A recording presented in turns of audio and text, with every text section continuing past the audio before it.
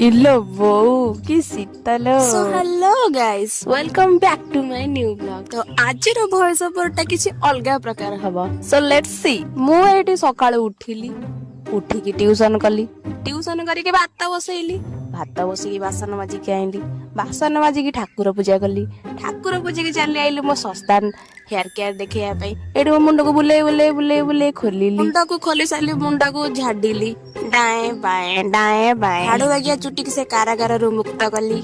ତ କରିକି ଭାବିଲି ଯାଉଛି ସେଇଥିରେ ଘର ଓଳେଇ ଦେବି, ଯେହେତୁ ଓଦା ଥିଲା ଘର ଓଦା ହେଇଯିବ, ଆଉ ଓଳେଇଲିନି।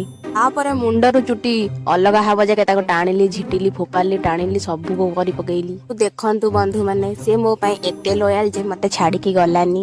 ଭାଇ ମୁଁ ପକି ଗଲାଣି, ଏ ଶୁଖିଆ କେବେ ବନ୍ଦ ହବ? ମୁଁ ତ ସବୁବେଳେ ସମସ୍ତଙ୍କ ପଛରେ ରହେ, କିନ୍ତୁ ତାକୁ ପଛରେ ନ ରଖିକି ମୁଁ ତାକୁ ଟାଣି ଟୁଣିକି ଆଗକୁ ନେଇ ଆଇଲି। ଯାହା ବି କୁହ, ଠାକୁର ତ ପୁରା ମୁହଁଟା ହାଣ୍ଡି ବାଗିଆ ଦେଇଛନ୍ତି। ଧୀରେ ଧୀରେ ପୁଣି କାଲି ଚୁଲି ଉପରେ ଯଦି ମୁଁ ବସିଦେବି, ଝାଡୁ ଗୁଡା ଏତେ ମାଡ ଖାଇଲେଣି ଯେହେତୁ ତାଙ୍କୁ ପାଣି ବି ତ ପିଇବା ଦରକାର, ସେଥିପାଇଁ ମୁଁ ଶସ୍ତା ପାଣି ବୋତଲ ବାହାର କରି ତାଙ୍କ ଦେହରେ ପୁରା ଭଲ କି ଗୋଳାଗୋଳି କରିଦେଲି। ସେଇ ପର୍ଯ୍ୟନ୍ତ ଯାକେ ଗୋଳାଗୋଳି କରିବ, ଯୋଉ ପର୍ଯ୍ୟନ୍ତ ଯାକେ ଚୁଟି ନିଜେ ନ ଖଇଛି, ଏ ଭାଇ ମତେ ଛାଡିଦେ, ଟିକେ ବକ୍ସି ଦେ। ତାପରେ ମୋ ଜେଜେଙ୍କ ବୟସର କ୍ଲିପ ଟାକୁ ଆଣିକି, ବୁଢା କ୍ଲିପ ଟାକୁ ଆଣିକି ଲଗେଇଦେଲି ଏପଟେ।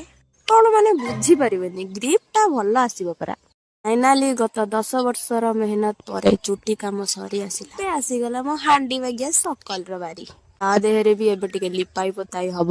ନାଇଁ ନାଇଁ, ଭାତ ଟିକେ ହବ, ଡାଲିଟିଏ ବି ହବ, ଆଉ ସାଇଡ ଆଇଟମ ରେ ତ ପନିର ଖୁତୁ ଖୁତୁ। ଆଉ ମୋ ମୁହଁ ଆପଣ ଦେଖିକି ପକି ଯାଉନଥିଲେ ତ ଆସିଗଲା ମୋର କୁତ୍ତେ ଦେଶୀ ଶକଲ କି ୱାନ୍ ଆଣ୍ଡ ଓନ୍ଲି ମୋ ଭାଇ। ମୁଁ କୋଉ ଗୋଟେ କାମ କରୁଥିବି ଆଉ ସିଏ ତାର ସେଥିରେ ବତା ବାଗିଆ ଗୋଡଟା ପୁରେଇ ନଥିବ, ଇଏ କଣ ସମ୍ଭବ?